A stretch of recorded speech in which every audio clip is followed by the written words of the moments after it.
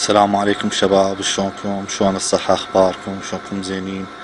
شباب، اكو فقرة صارت بالجهاز، برنامج مسح الصور، يعني تمسح الصور وتكمل.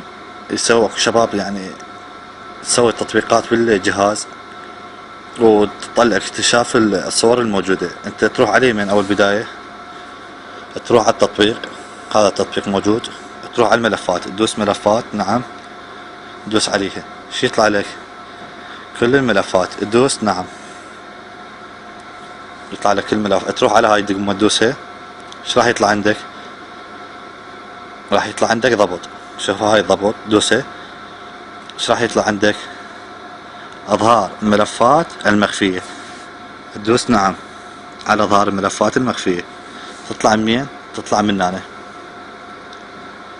طلعت كملت، ترجع على الملف نفسيته، تدوس نعم، تطلع على هاي تدوس نعم،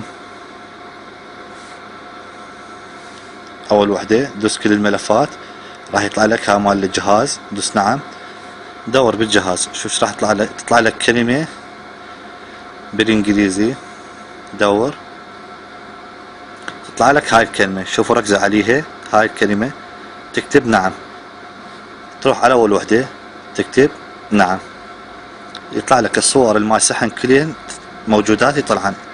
اذا تبيع جهازك، اذا تبيع هاي وانت ما تدري، يعني فانك عالم تستغل هاي الفرصة لكشف الصور اللي عندك، واللي شافها هسه خلي هم ينشرها، اكو عالم هم تدري خطية. بهاي الطريقة شو تسوي انت؟ شو تسوي؟ تطلع منها، اذا عندك جهاز تبيعه تفرمت الجهاز فرمته كاملة، وما عندك اشكال بعد يصير. هذا الاشكال اللي جاي يصير عندنا وكعالم هاي ما تدري. وانا اشكركم، اخوكم ايهاب حسن العراقي.